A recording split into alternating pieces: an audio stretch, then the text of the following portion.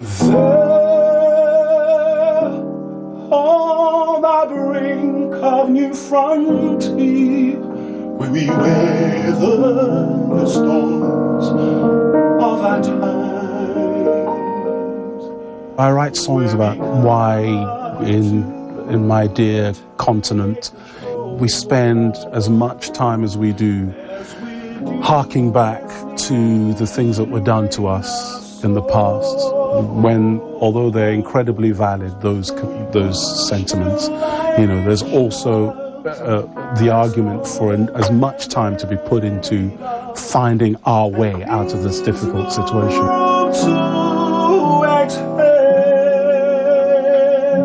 Oh, step into our sweet sanctuary.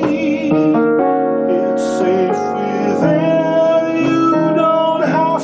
Justify to no one. This week on African Voices, we listen to the music and hear the thoughts of Nigerian singer Ola Onabule. Run free, step into our world, step back into our sweet sanctuary.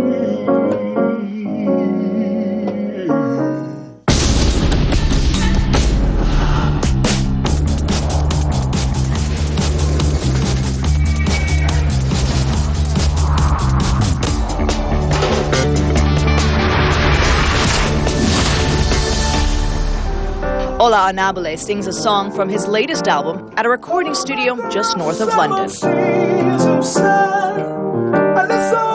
The Nigerian singer has, until now, been one of the musical world's best-kept secrets. His silky smooth voice delivers lyrics that deal, at times, with difficult subjects. Unafraid of tricky issues on stage, he is also both warm and frank, often. I joined him at one of London's most long-standing jazz venues and asked him about his earliest memories of growing up in Nigeria. You grew up really in two countries, in Britain and Nigeria. What are your most vivid memories about growing up in Nigeria? Most vivid memories, at a quick guess, would be just the smell of the food. I used to walk to school. It was a short walk, but I would walk through the marketplace. And I'd smell the corn roasting, the preparations for the barbecued meat. It's a famous Nigerian delicacy called suya, and it would be heavily spiced. And I remember that just overwhelming me. The next thing I remember is the sound of talking drums. Because most weekends in Nigeria are party weekend. If someone's getting married, more than likely they've hired a traditional band. So that sound would permeate my bedroom window just about every weekend I can remember in Nigeria. You mentioned those drums. Is that then where your first interest for music really came in? Not in a way that I was conscious of. I mean, my first conscious memory of any thought of being a musician or appreciating music was after my dad took me to see James Brown in concert. Oh, wow. My dad told me to get ready after school one day, put on some, nice togs, and we were going somewhere special. And we turned up to the race course, which was a famous venue at the time in Nigeria. And the JBs walked onto stage. I was an obsessive anyway. I loved and knew them. So I identified, the guys, Maceo Parker and Fred Wesley, walking onto stage. And 20, 30 minutes later, James Brown came on stage and put on the most amazing show ever. And I remember I was completely enwrapped. I just knew that something had happened. I couldn't have been more than 9 years old. But I knew that something fairly momentous had happened to me. So what's in a name that begs you heed its call and binds you in its thrall, tells of where you hail, what flag your faith may say. And then you moved to Britain at around what age? Just before my 17th birthday. So that must have been quite a transition then, going from Nigeria and even even obviously hearing James Brown and getting these kinds of overseas influences still doesn't prepare you for the culture shock of coming back to Britain. So what was that like for you?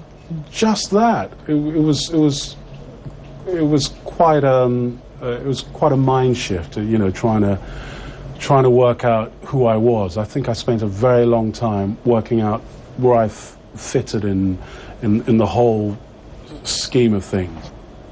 Subconsciously, I think I very much wanted to be a Nigerian. You know, wanted very much to be an African, and I had to work out a way of negotiating how I could do that whilst knowing that for survival purposes, I also had to assimilate as much as possible into what I found myself in amongst here. Thinking about it now, even subtle things like the way words are pronounced.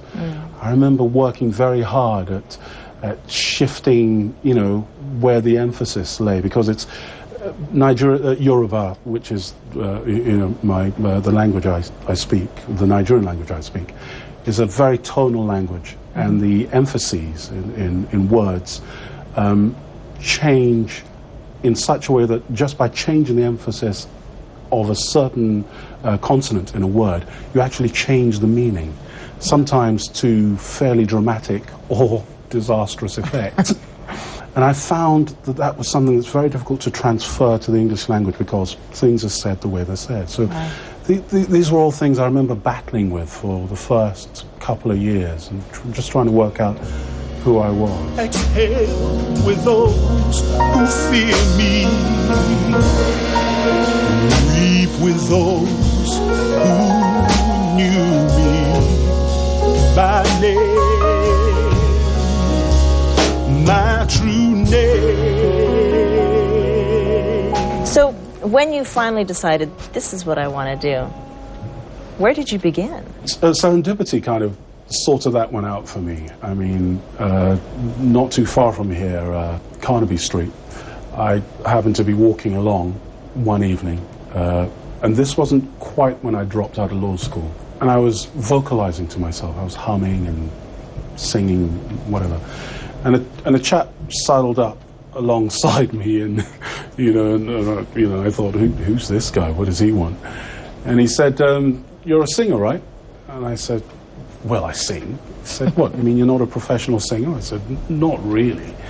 He said, "Well, you sound like a professional singer, and would you like to come and sit in with my band and I? We're playing, you know, down the road at a fairly happening and well-known jazz club at the time." And I thought, what have I got to lose? I'll give it a shot.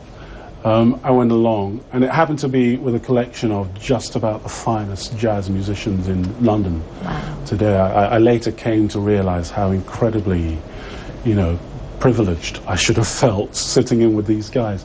And they're all very generous and all surprised that I wasn't doing this for a living. And that was me beginning to think, this is it, this is what I really am. On fine African day,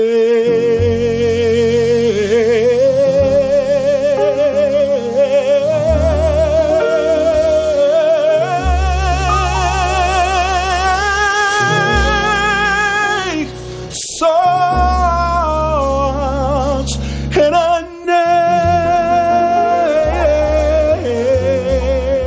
After the break, Onabule attempts to describe the type of music he makes.